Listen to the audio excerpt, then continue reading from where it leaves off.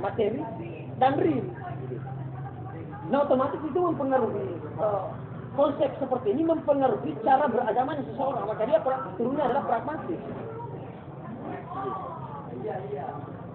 Turunnya adalah pragmatis. Nah, ketika pragmatis itu menurunkan lagi pada konsep yang lebih sederhana lagi adalah untung rugi. Untung rugi. Ketika merasa untung kemudian beribadah, ya beribadah. Kalau tidak merasa untung ya tidak usah. Ada di situ dia rentetan turunnya nanti. Itu bermula nanti pada filsafat positivistik. Nanti di era filsafat positivistik. Atau di sini muncul relativistik. Kemudian banyak pendekatan-pendekatan tokoh nantinya yang mencoba bercerita tentang pergeseran makna-makna ketuhanan ini, termasuk Nietzsche.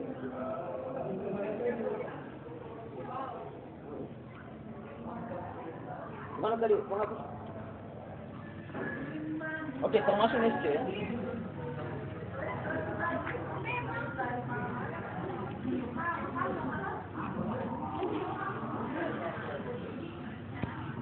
Jadi seperti ini konsepnya, sense.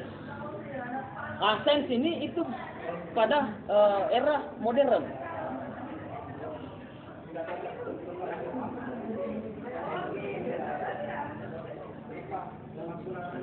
Ada yang berkomentar modern ini ya, modern.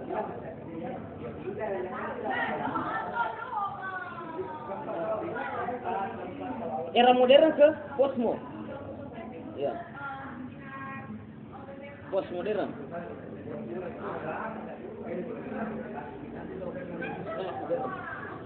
Ada yang mengatakan kalau misalnya pendekatan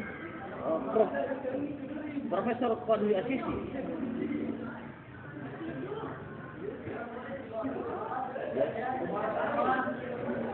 kalau pendekatan Profesor Qadri Asisi itu dalam bukunya Melawan Globalisasi,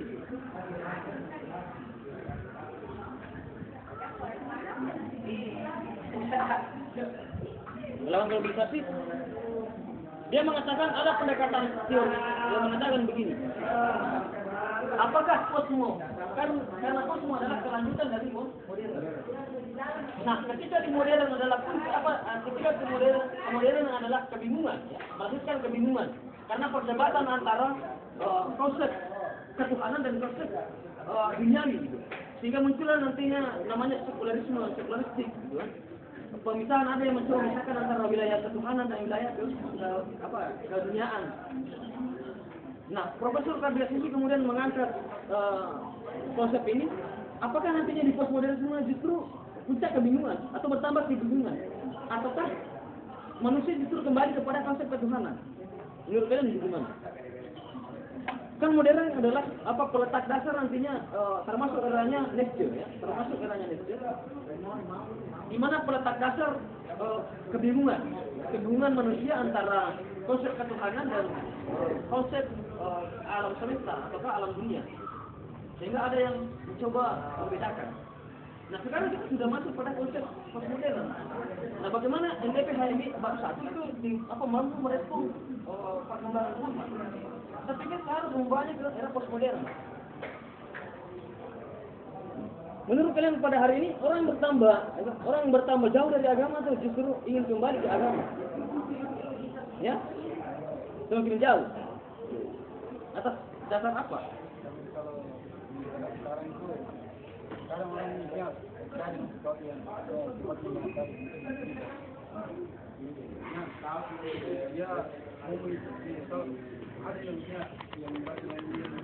dia ada yang nampak. Ya. Ada yang berkomentar lain? Mengenai postmodern hari ini. Kira-kira justru hari ini orang semakin menjauh pada agama atau justru ingin mengembalikan agama itu?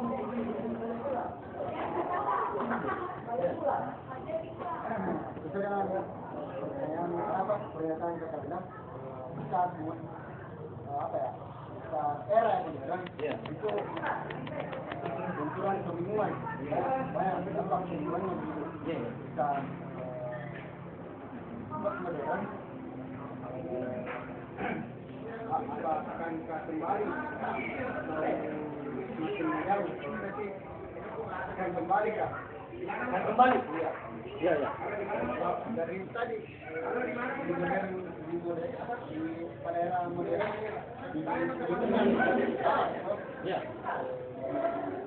kembali lagi kembali lagi ke konsep perjuangan sendiri. Kebingungan itu diredam kembali. Oke, kita kembali ke kebingungan. Jadi supaya tidak bingung lagi. Gitu. Iya, oke. Makanya Posmo itu menghadirkan dua perspektif. Ada yang dimaksud dekonstruksi. Apa itu dekonstruksi? Iya, dekonstruksi itu. Dia mencoba mengkritik apa-apa yang telah dilewati di era-era sebelumnya. Puncak kebatinan dan modern. Jadi angka Eropa sebagai itu satu kebatinan yang sangat luas. Itu yang dimaksud modern pendekatan Eropa. Kalau ada dekonstruksi, bagaimana dia menjaga kembali, kemudian merefleksi kembali, tetapi ada yang mengatakan itu adalah kelanjutan atau post kelanjutan. Ternyata menarik sekali ketika mau agama kemudian harus berbicara pada zamannya. Nah, saya pikir sudah sedikit sekali hari ini orang yang betul-betul memahami agama kemudian membawa agama itu untuk berbicara pada zamannya. Tetapi dia tetap kembali pada konsep-konsep tertentu. Meskipun konsep-konsep di masa Rasulullah itu sangat penting. Apakah misalnya kita pakai pendekatan apakah di masa Rasulullah, lantas bagaimana cara menggunakannya di era postmodern? Nah, dekonstruksi ini ada beberapa tokoh yang dihadirkannya dari ten ini dihadirkanlah tokoh misalnya Nietzsche. Sebentar kita bahas bagaimana konsep ketuhanan yang ditawarkan Nietzsche. Ataukah yang setelah Nietzsche ada Feuerbach. Ya. Kemudian masuk dalam pendekatan dasar-dasar kepercayaan menurut Nietzsche, Feuerbach, kemudian menurut Bertrand Russell.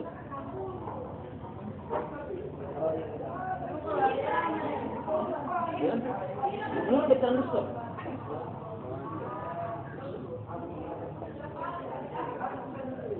Bertrand Russell gimana ya? Bertrand Russell itu salah satu tokoh filsuf yang mengatakan bahwa munculnya kehadiran munculnya konsep pemahaman manusia terhadap ketuhanan dan keagamaan itu karena manusia menganggap dirinya lemah atau karena faktor ketakutan. Ini itu karena ketakutan.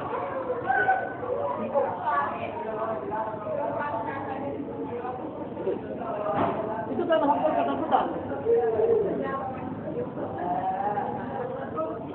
Makanya dijawab oleh beberapa tokoh yang lain, kalau misalnya memang manusia menghadirkan konsep ketuhanan dan konsep keagamaan karena memang berangkat dari faktor ketakutan, wajar saja ketika hari demi hari manusia kemudian meninggalkan agama dan konsep ketuhanan. Karena kenapa? Hari demi hari ketakutan manusia semakin terkikis. Ketakutan manusia semakin terkikis karena sudah sampai kepada solusi yang berbagai macam tawaran. Misalnya begini, dulunya orang menghadirkan konsep ketuhanan sudah dasar kepercayaan itu berangkat dari karena fenomena alam yang tidak lagi mampu diperkenalkan oleh sains. Kan? Misalnya gempa, tsunami, kemudian gunung Merapi. Nah, faktor ketakutan inilah yang menyebabkan manusia menghadirkan konsep ketuhanan. Nah, ternyata hari ini jauh sebelum tsunami, jauh sebelum gunung meletus, jauh sebelum longsor, ternyata teknologi sudah mampu melacak itu. Ternyata teknologi sudah mampu melacak bencana-bencana yang akan hadir mendatang. Artinya kenapa? Artinya apa? Berarti ketakutan manusia itu sudah terkikis dari penemuan-penemuan seperti itu. Sehingga yang dulunya dianggap sebagai perdebatan ulama klasik, misalnya tentang takdir dan kadar dan kadar atau takdir. Sekarang takdir itu bisa dilihat dari masa depan. Nah ternyata sekarang kecanggihan anak manusia justru dia ingin menghadirkan satu konsep bagaimana meramalkan masa depan. Dan ternyata sudah ada buktinya dan itu ternyata membawa dampak yang positif. Misalnya di Indonesia, sebelum terjadinya tsunami, sesungguhnya sudah ada teknologi yang mampu mendeteksi. Kemudian meletusnya gunung kembali itu sudah terdeteksi.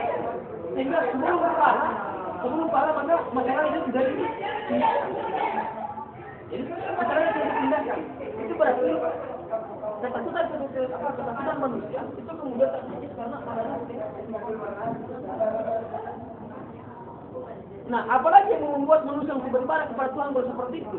Ya, yang dulunya dia menganggap Tuhan sebagai tempat pertemuan karena kelemahannya, terus ternyata hari ini mampu dijawab dan mampu diberikan oleh sains, dan itu secara nyata.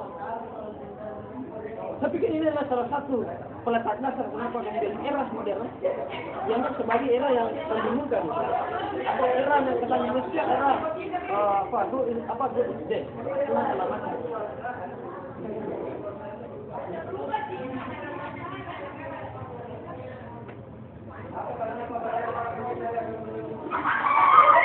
Ada yang ingin berkomentar?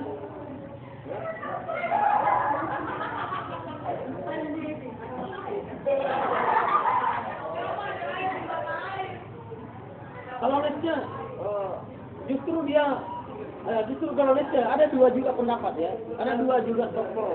Ada dua aliran yang mencoba mengkaji konsep buku yang ditulis oleh Nietzsche.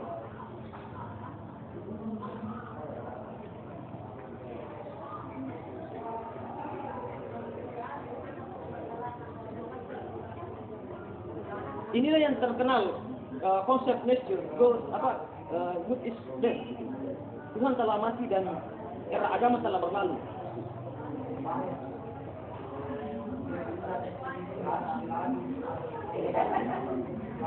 Tuhan telah mati dan era agama telah berlalu.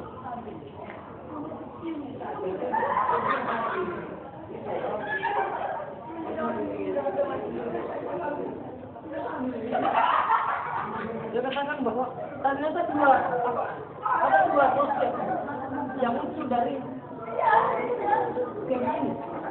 Yang pertama ada yang mengatakan Nietzsche justru mendukung tentang hadirnya modern, hadirnya sains modern, menghilangkan peran-peran Tuhan. Itu dia pertama.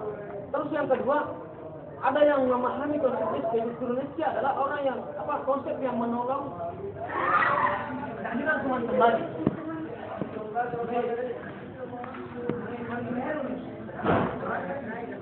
Ya begini, justru ada yang mengatakan Nietzsche justru mengkritik era sains untuk menghadirkan kembali konsep ketuhanan yang sesungguhnya. Nah inilah yang mencoba saya ambil dari pendapat yang kedua ini adalah tentang teori Nietzsche ini. Saya melihat teori Nietzsche dalam kacamata yang positif.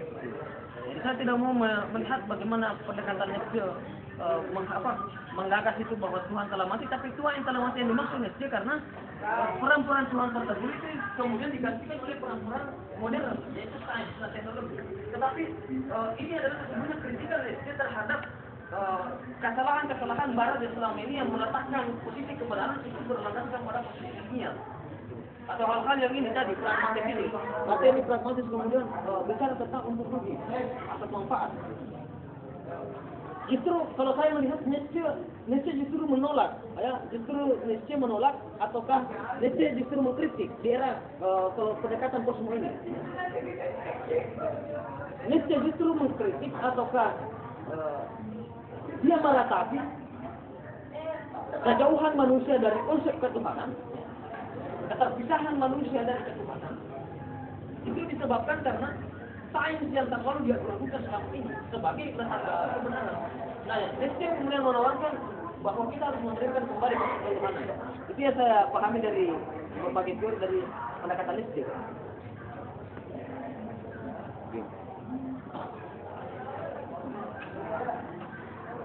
Kalaupun fairback itu hanyalah nanti di kesadaran manusia. Ya, ada kesadaran murni dan ada kesadaran dangkal. Dikatakan begitu ya. Oke. Tetapi saya lebih kepada pendekatan hari ini itu era postmodern atau postmodern. Nah, kalau era postmodern yang justru kembali menjadi juru bicara dalam abad ini adalah termasuk Michael Foucault.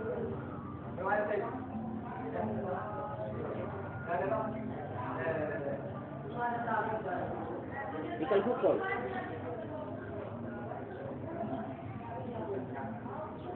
Michael Foucault termasuk tokoh sosiolog.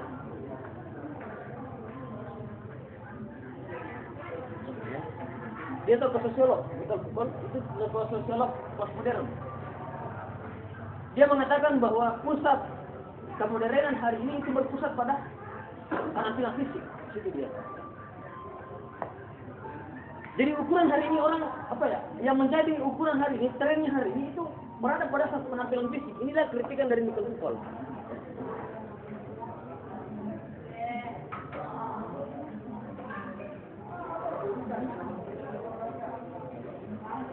Nah, ternyata dalam pendekatan sosiolog seperti ini bukan hanya berdampak kepada era sosiolog, tetapi justru berdampak kepada cara beragamaan manusia, caranya manusia beragama. Itu artinya lebih mengedepankan pada dunia simbol, lebih mengedepankan pada dunia simbol.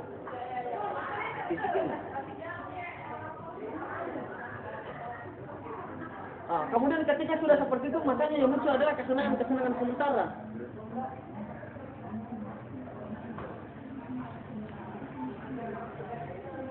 Yang dulunya konsep kebertuhanan manusia di masa Muhammad atau di masa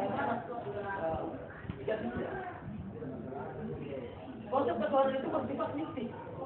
Jadi konsep ketuhanan itu bersifat mistik.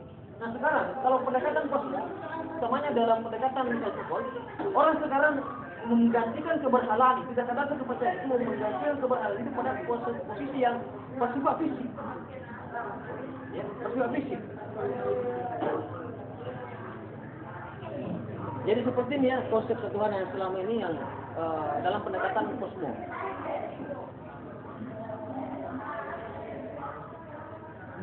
Pemberhalaan.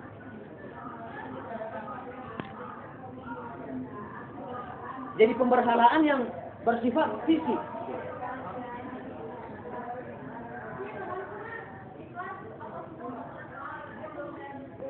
Kalau memberhalakan sesuatu apa buktinya? Nah di sini masuk tetap sangat relevan sekali Islam itu karena memang meletakkan dasar-dasar kepercayaan itu pada konsep syahadat. Gitu.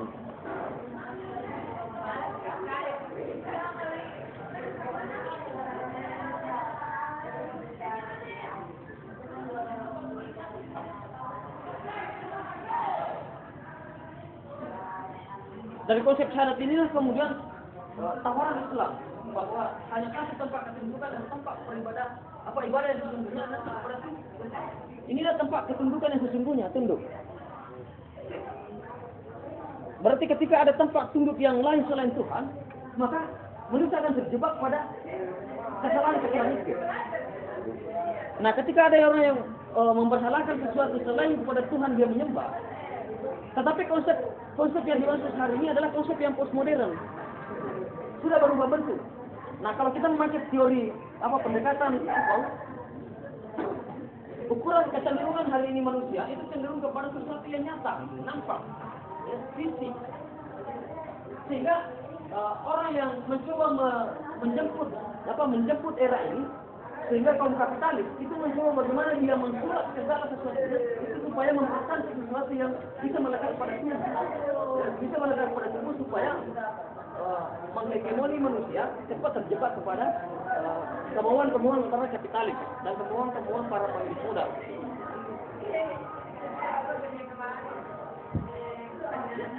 Dulunya manusia itu menyembah patung. Ya, dulu manusia itu menyembah patung, batu dan lain sebagainya. Sampai sekarang. Nah, sekarang itu sudah dimodifikasi. Jangan pendekatan itu. Nah, makanya itu tantangan hari ini Islam. Nah, apa pemberhalaan yang sangat modern hari ini? Itu termasuk yang utamanya adalah di mall. Itu. Nah inilah yang dikritisi di mall. Apa di mall ini? Mall. Jadi di mall itu sengaja memang bagaimana manusia memperhalakan sesuatu dengan pendekatan modern, sesuatu yang berbeda dari yang dulunya. Akhirnya apa? Banyak yang disulap supaya dipercantik bentuknya. Ya, percantik bentuknya.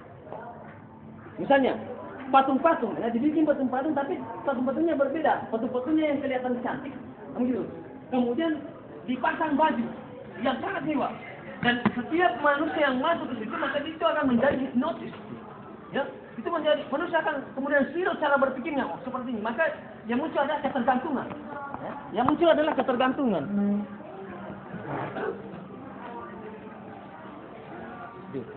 Jadi yang muncul adalah ketergantungan. Nah, ketergantungan inilah yang selalu mengikis manusia dari penyembahan kepada Tuhan.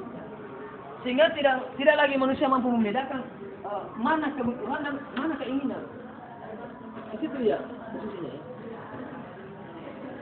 Jadi ada dua dampak yang sini. Manusia lagi tidak mampu lagi membedakan mana yang sesungguhnya kebutuhan, mana keinginan.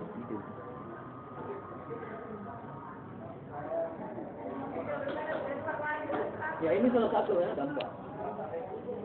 Nah terus bagaimana bagaimana hari ini kemudian orang-orang di luar dari Islam mencoba mengikis akidah Muslim dengan berbagai macam pendekatan yang disebut sebagai pendekatan modern.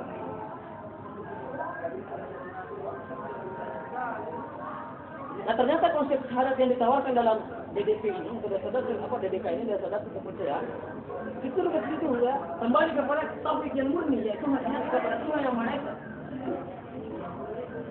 Makanya orang yang berbicara tentang konsep tauhid ini, itu betul-betul menghayati caranya bagaimana memahami konsep syahadat ini. Jadi konsep ini adalah bukanlah hanya simbol. Yang selama ini orang terjebak pada dunia simbol.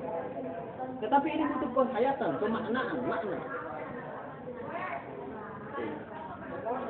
Makanya baru-baru ini saya menulis syahadat dan penjelasan simbolik dan antar simbolik dengan makna. Saya baru menulis itu dan sekitar 3 halaman.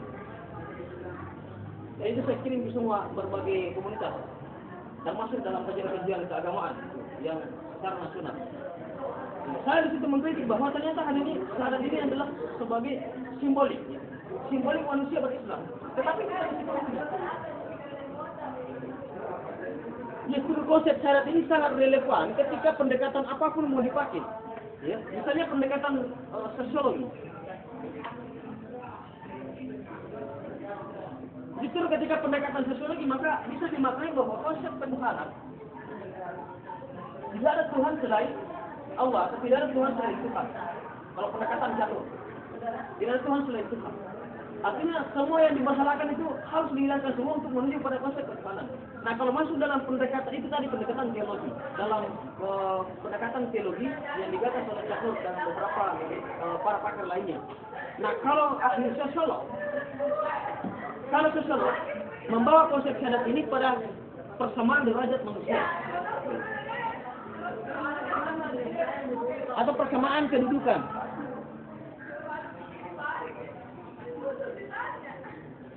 Nah, bagaimana pendekatan sosiolog, syahadat ini dalam pendekatan sosiologi? Ketika konsepnya itu la ilaha illallah Muhammad Rasulullah, tidak ada Tuhan selain Allah atau Tuhan. Berarti di sini tidak ada manusia di atas manusia. Itu turunannya.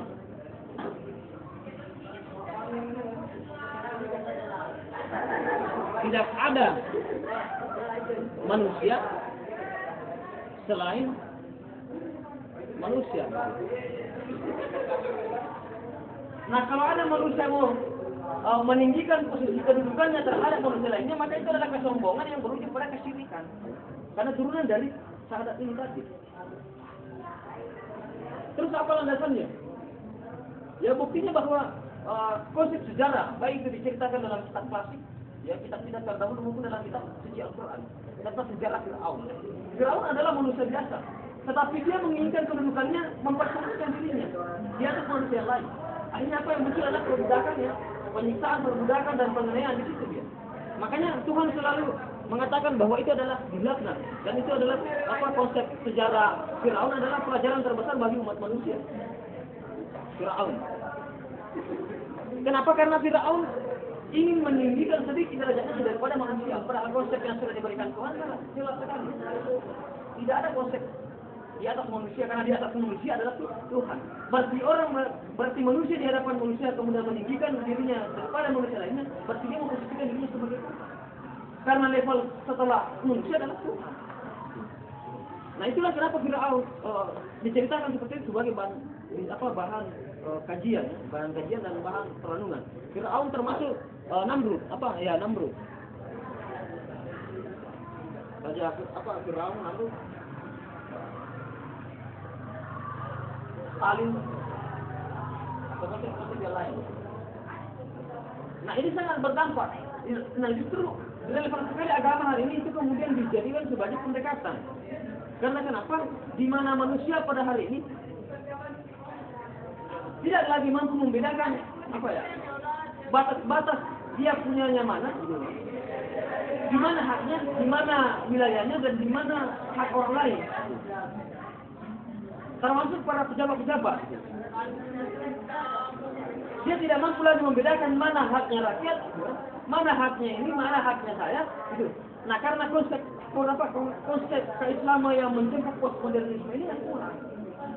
Sehingga suntikan penyadaran kepada elit politik dan negarawan itu kemudian tidak tersampaikan. Nah saya pikir adalah orang yang berjuang di wilayah keislaman, saya pikir itu sangat relevan untuk kegiatan seperti ini. Supaya di mana wilayah kita ini sebagai manusia ini yang hak kita dan bukan hak orang lain, saya pikir dia kita sudah kawasan. Kita kan dia.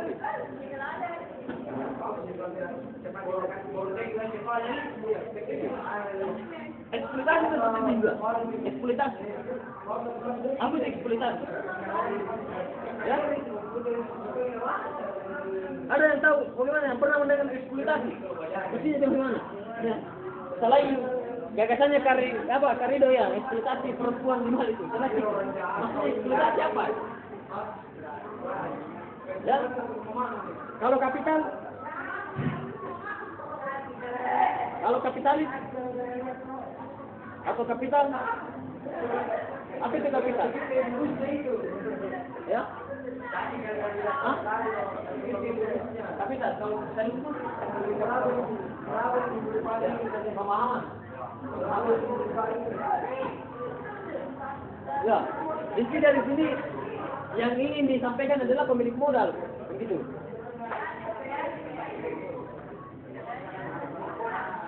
Pemilik modal. Tetapi pemilik modal yang memperkaya diri dan memperkaya beberapa orang, tetapi justru mengorbankan lebih banyak manusia yang dikorbankan. Itu sederhananya begini. Aqua.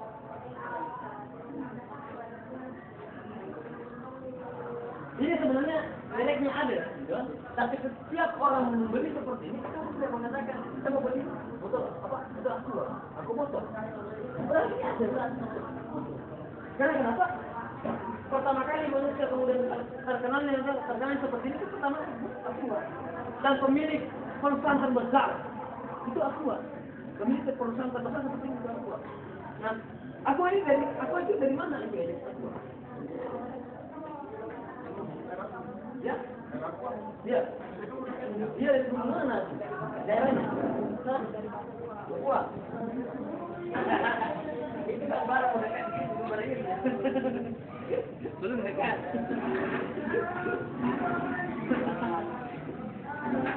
Jadi ini Aqua sebelum pemilik modal itu kemudian membeli lahan Indonesia. Ini dulunya adalah lahan air. Ini dulunya lahan air. Ya, yang dimana lahan air ini yang sangat besar ini, anggaplah misalnya di Kalimantan. Dulunya bukan cuma manusia yang menikmati. Artinya begini, ada sawah, kemudian itu mengalir di sini air ke sawah ini, kemudian tumbuh subur. Kemudian ada juga ke kebun. Ya, ke kebun. Kemudian juga ada yang ke masyarakat.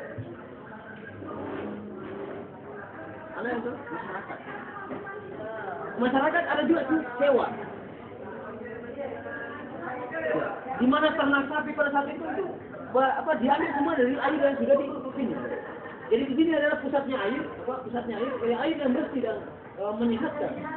Nah, itu kebun, ya, setiap orang bisa mengelola kebunnya sebaik-baiknya karena kenapa di sini sudah dialiri oleh air. Karena dekat sekali airnya, sumber air sudah dekat. Iya, begitu ya. Sama di Papua juga. Sawah, ya begitu. Sawah juga begitu.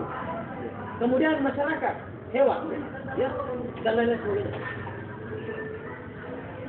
Nah ternyata pihak kapitalis atau pihak pemodal justru menjemput kekayaan alam Indonesia ini, sehingga bagaimana caranya dia bisa bernegosiasi dengan pemerintah, bernegosiasi dengan kaum-kaum yang lain supaya bisa mengelola lahan ini sebagai lahan bisnis yang menjanjikan. Makanya adalah istilahnya kerjasama. Ya. Ada mungkin istilahnya kerjasama dulu, tetapi ternyata lama-kelamaan ini dibeli. Ini dibeli oleh orang berduit. Nah ternyata setelah dibeli oleh orang berduit, maka tentunya lahan yang menjanjikan ini sebagai air yang sangat bersih dan menyehatkan, ya, itu kemudian dijaga dan dipagari. Di sini sudah dipagari. Pagar. Kemudian ada penjaganya adalah aparat negara itu, termasuk polisi. Nah, apa dampaknya kira-kira? Dampaknya adalah tidak bisa lagi air mengalir ke kebun. Kalaupun ada air mau mengalir ke kebun, pemilik kebun itu harus membayar ke perusahaan itu.